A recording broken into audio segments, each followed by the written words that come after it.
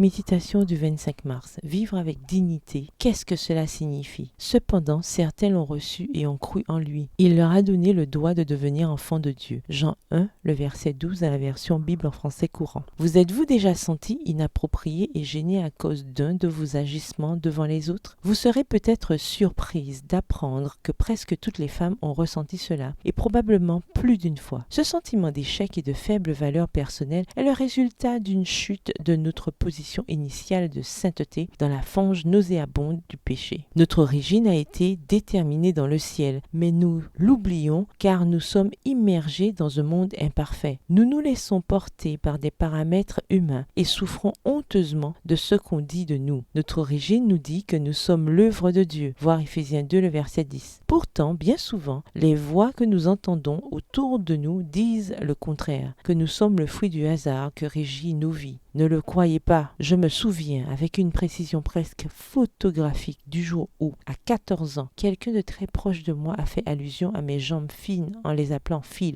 Je sais maintenant qu'entendre une telle chose en pleine adolescence, alors que la quête ultime est celle de l'identité, peut être dévastateur. Sur cette planète peuplée d'êtres humains imparfaits, de telles choses sont monnaie courante. Entendre des parents traiter leurs enfants d'idiots, d'inutiles ou d'incapables, ou des maris dire à leur femme qu'elle est peu attirante, qu'elle manque d'initiative, qu'elle est grosse ou maladroite, est plus courant que nous ne le pensons et peut laisser des traces indélébiles sur la personnalité de ces femmes qui sont peut-être assises à côté de nous à l'église. Il est temps de relever la tête avec la force de la dignité qui est un héritage de Dieu pour ses créatures. Vivre digne ne signifie pas écraser l'autre pour réclamer vos droits, ni considérer les autres comme des ennemis à vaincre. C'est simplement vous regarder avec les yeux de Dieu et à travers eux demander ce que vous savez être bon pour vous, en prenant des décisions qui persévéreront votre intégrité et votre identité. Être une femme de Dieu est un trésor de grande valeur